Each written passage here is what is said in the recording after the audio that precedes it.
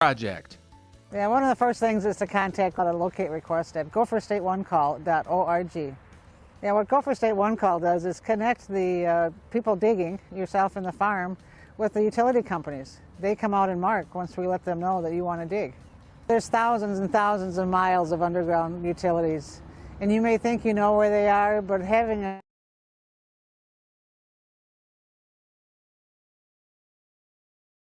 call to 811, Gopher State One Call, just ensures that they get marked, and it's also the law. Homeowners, professional excavators, and even facilities operators. Tickets can be requested online at gopherstate1call.org or by calling 811. Gopher State One Call staff will walk you through the ticket request process, and that ticket progress can also be tracked online.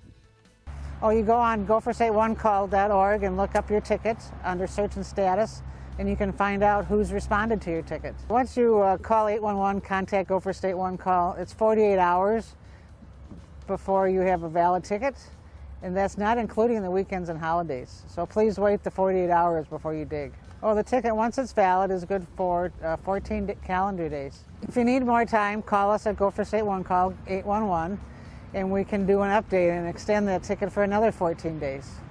For large-scale projects, Gopher State One Call can also help.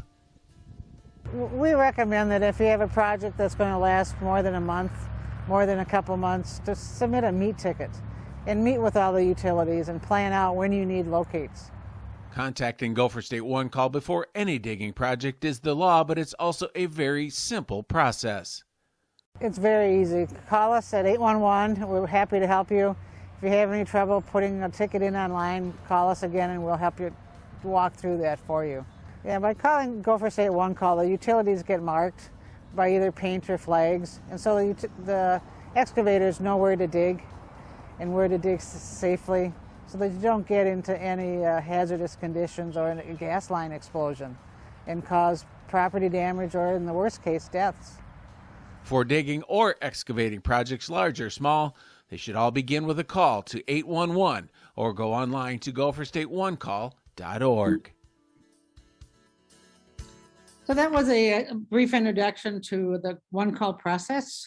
And before I get into some of the other aspects today, I wanted to be sure that that you all are exposed to our core values at Gopher State One Call. Our purpose is to connect Minnesota for safe digging.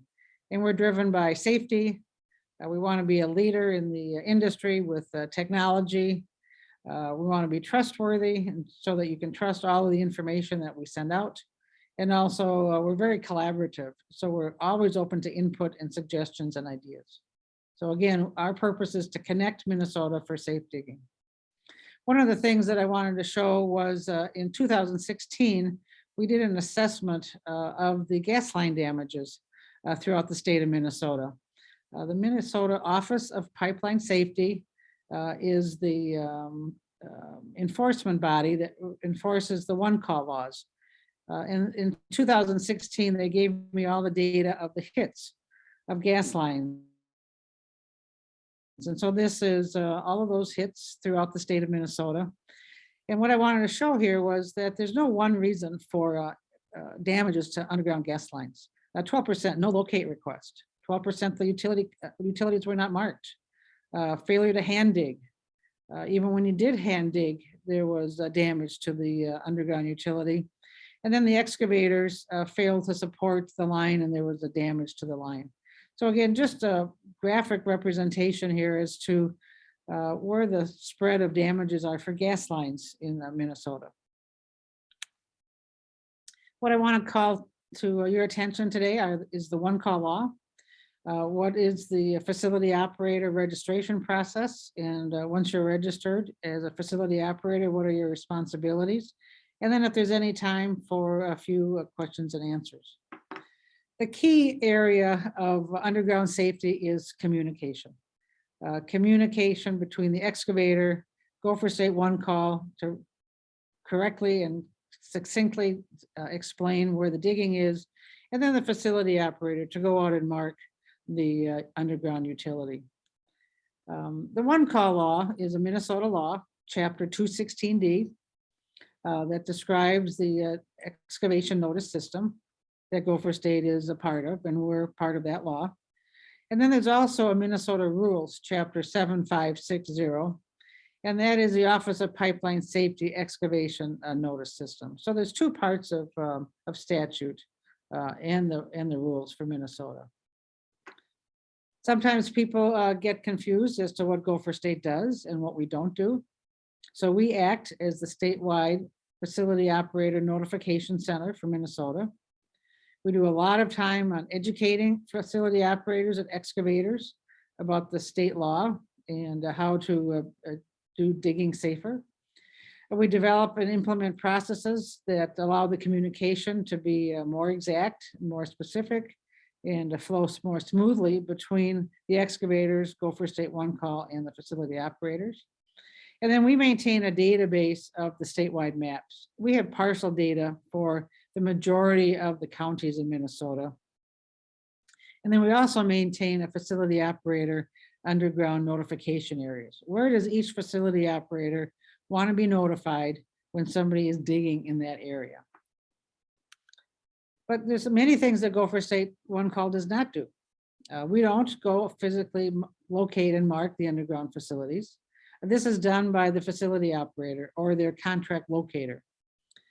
If there's a dispute between the excavators and the facility operators, if there was damage to a line, we do not get involved with settling those disputes. We do not maintain a database of the exact location of the underground facilities. So the notification area provided by the facility company is a larger area than the exact line where that pipe might be running. So we don't have the exact database, exact location of an underground line. We don't handle the billing, connection, subscription, or any facility operator questions. And then we don't do any repair or damages or track the depth of facilities. So those are some of the things we don't do. But what we are is in the middle of this graphic. So we're the connector. The excavators submit a ticket, a locate request. They lay out where they're planning to dig. We put that into our system, overlay that with the facility operators on the right, where they've told us they want to be notified when somebody wants to dig. Send the facility operator a notice, and then the facility operator is responsible to go out and do that location and marking of those underground lines. Quite often there's a question about what does excavation mean? And so it's clearly laid out in the Minnesota State Statute 216D. And this is right from that statute. Excavation means any activity that moves, removes, or otherwise disturbs the soil by use of a motor, engine, or hydraulic or pneumatically powered tool, or machine powered equipment of any kind, or by explosives. So anytime you're digging in Minnesota using mechanical powered equipment, you need to call 811. Now, if you're digging by hand using a shovel or a hand post hole digger, you're not required to call 811, but we highly recommend that you do that so that you can get the underground utilities marked in that area. So again, we accept all locates for hand tools, and we highly recommend that you do that. Now, facility operators, what constitutes a facility operator per the Minnesota State Statute? An underground facility means an underground line, facility, system, and its appurtenances used to produce, store, convey, transmit, or distribute communications, data, electricity, power, heat, gas, oil, petroleum products, water, and including stormwater, steam, sewage, and other similar substances. So it's a very inclusive a definition of what is an underground facility that needs to get registered with Gopher State One Call. But also described in the state statute is what is the definition of a local governmental unit? And that means a county, town, or statutory or home rule charter city. So again, these are areas that have to be not registered with Gopher State One Call, but really should, well, they should register with Gopher State One Call, excuse me on that. And we permits the registration of underground facilities by both public and private facility operators. And what do I mean by that? A public facility operator is somebody that has the utilities in the right of ways, like gas, electric, running down the side of a highway. A private facility operator might be a university that has underground lines running between buildings on their privately owned property, or a farm that has an electric line running from the main house or the meter to a storage bin or a dryer, for example, where they have power. So again, we permit registration of both public and private, but the public is really the key. So the facility operator, what do you want to do if you choose to register with us at Gopher State One Call? Contact us at the phone number listed here, or at the email address imap@gopherstateonecall.org. Then you'll be asked to supply your notification areas, which means where do you want to be notified if somebody's digging? And then that area can be as large or as small as you wish. And then these areas determine where you will be notified, as its saying goes, when an excavator files a locate request. So again, it's a multi-step process. Once you're registered, what are your responsibilities as a registered facility operator?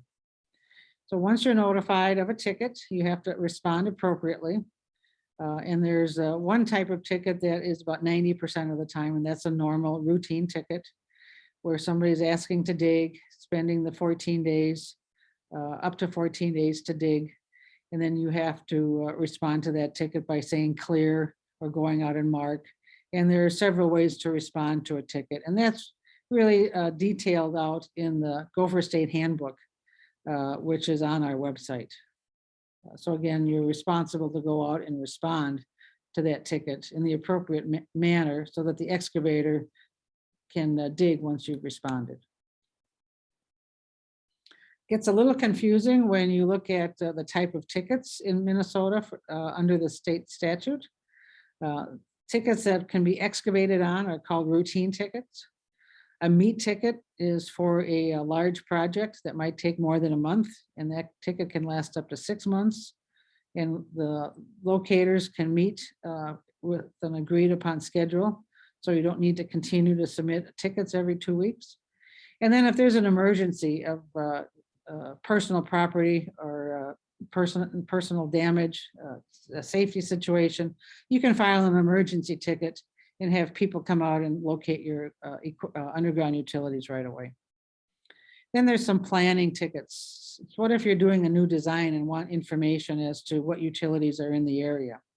And you want to get a better handle as to what utilities might have to get moved. So owner inquiry, non-excavation, and then some engineering pre-construction meet tickets. So once you get in the field and start moving some of the utilities. And last but not least, there's a boundary survey ticket that's used by professional surveyors as part of the design and development phase of projects. So just for those of you that may not know, there's a uniform color code for marking underground utility lines. The excavator is responsible to mark the proposed excavation in white. That's again in the state statute, so that when the utility company comes out, they know where to mark and where you're planning on digging. And then red is electric, yellow is gas, and orange is communication. So most of you have seen these colors and know what it means, but I just wanted to include that here today in case there's anybody that really didn't know what the marks were and the colors, corresponding colors. I thought you might be interested in terms of the volume of tickets that come through Gopher State One Call. So last year, 2020, we had 941,000 tickets. That was an all-time record for Gopher State One Call, 11% increase from the year before. This year, we'll probably end at about 920,000 tickets. And the main difference from 2020 to 2021 is last year we had a significant increase in the number of homeowner tickets. because people are doing a lot of projects at their home for during their stay during COVID. And as you can imagine, the tickets don't come in nice tidy bundles through each month. There's quite a seasonality, as we know. So January, February, March are fairly low. And then in April and then in May, a light switch comes on. Everybody wakes up, the digging really happens, a lot of tickets, and then again, a scale down in December. This creates a lot of demand on the call center, which we handle through our staffing plans, but it also creates a lot of demand on the locating companies that work for the facility operators or the facility operators themselves. How do you go from locating 22,000 tickets up to 84,000 tickets within a 30-day period? So again, that's why it's really important that we work together, communicate, have precise tickets. And if there's any question on a ticket, call, dialogue, and ask questions. Because the roughest part of the season is that initial startup in April and May in terms of really managing that significant increase in demand. And I mentioned the different types of tickets, but you can see that 800,000 of the 940,000 tickets are normal tickets. 48 hours, not including weekends and holidays. After you submit your ticket, you wait to get it marked. And then those tickets are good for 14 days. But I included this just to give you a flavor for the other types of tickets. And you can see last year down here that we had 110,000 homeowner tickets in 2020, which is a significant increase over the prior year. It's split 46% last year in the 7-county metro and 54% in greater Minnesota. So again, you can see that it's spread throughout the state of Minnesota. One last thing to talk about is what happened if you hit something and you have to call damage of flammable, toxic, or corrosive gas or liquid. You have to call 911 immediately. Then you notify the facility operator and of course, immediately get everybody out of the area.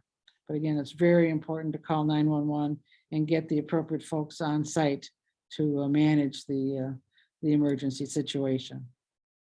Report all the damages to the facility operator so that they can do their repair. And always do not repair any cut lines yourself. Let the facility operator do that. They know how to do it. They have the equipment to do that.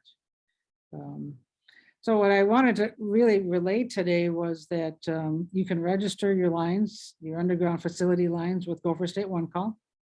We're here to help you do that with drain tile or culverts. We don't really have much of those registered. I think that's there may be some questions about that, and I'd be happy to take any questions or comments you may have so that I can see what you're thinking about and what you might have on your mind. So any questions or comments today? Barbara, we had one come in the chat that asks, is a utility company required under statute to locate their utility lines for planning purposes only? Well, for planning purposes, they can submit maps or they can do locating. Quite often, if the design company says, please locate, the utilities will. Some utilities will say, no, we're only going to send you maps. So the answer is they're not required to, but most of the time they try to comply with locating if that request is written into the ticket in the remarks section. That's a very good question. Right. Do you know, Barbara,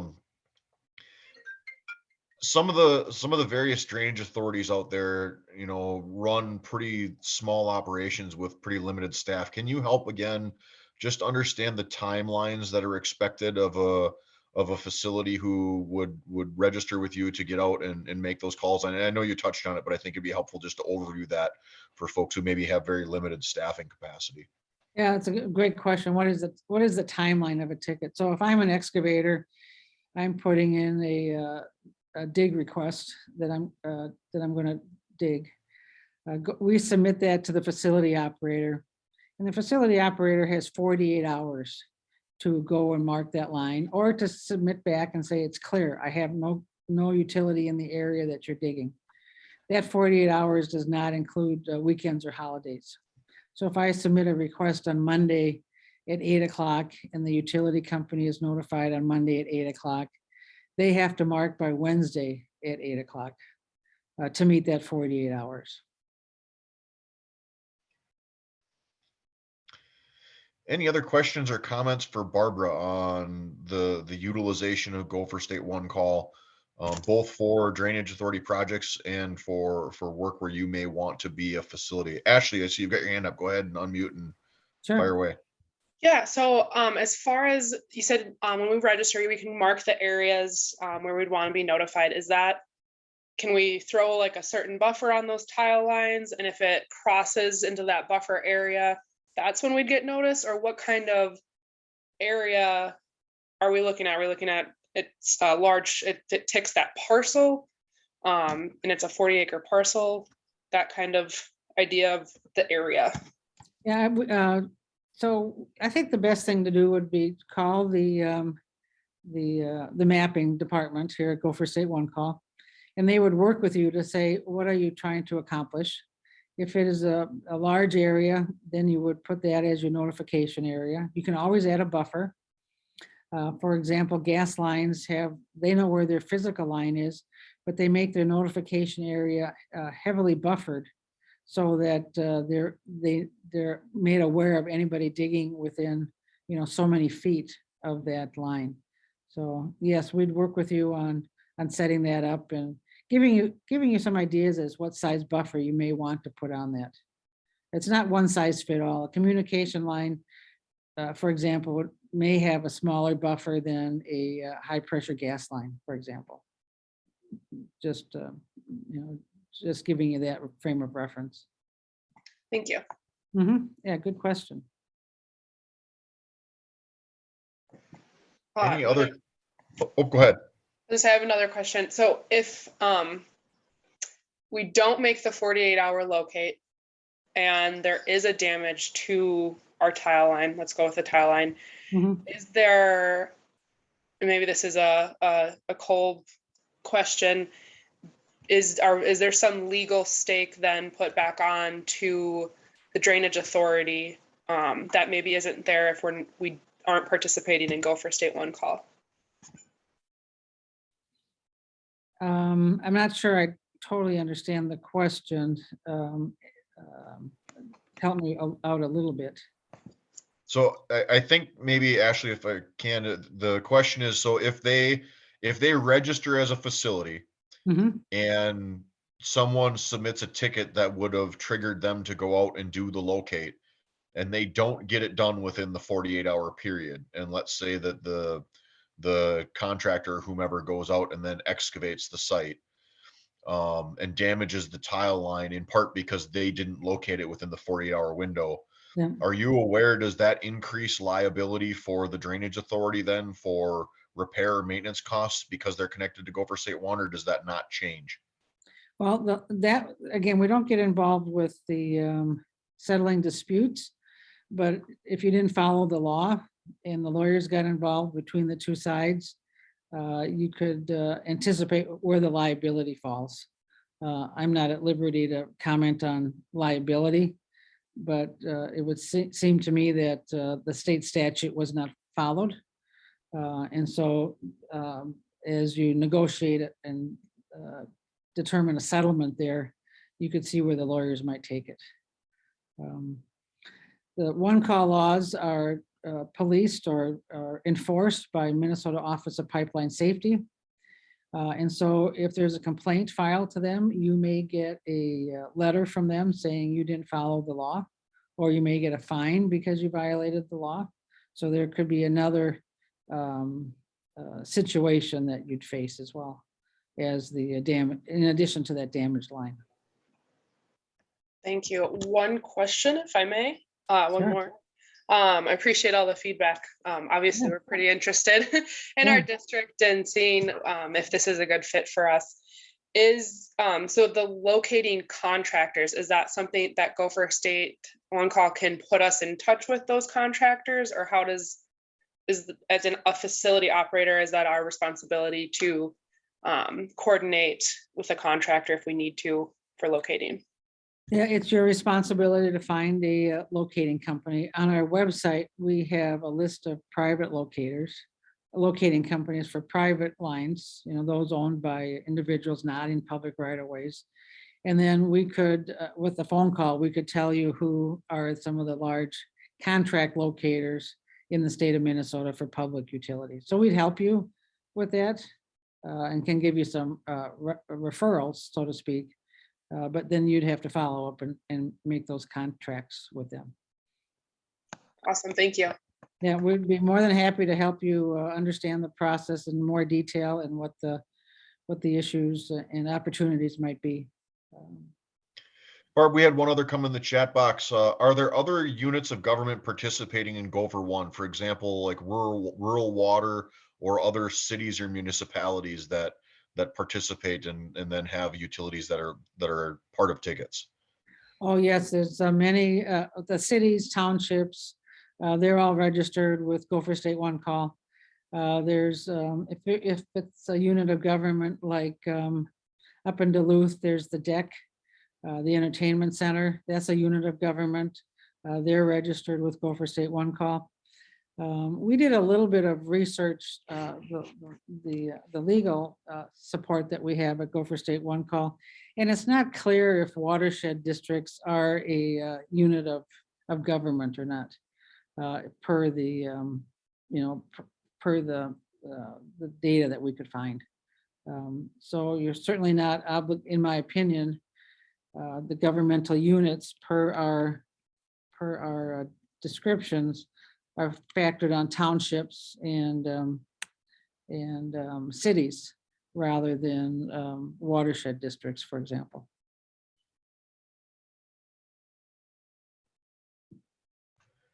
So Well, thank you, Barb. Oh, Yeah. go ahead. So cities, townships need to get registered with Gopher State One Call. They do water, sewer, gas, if they have their own gas system, electric, and the like.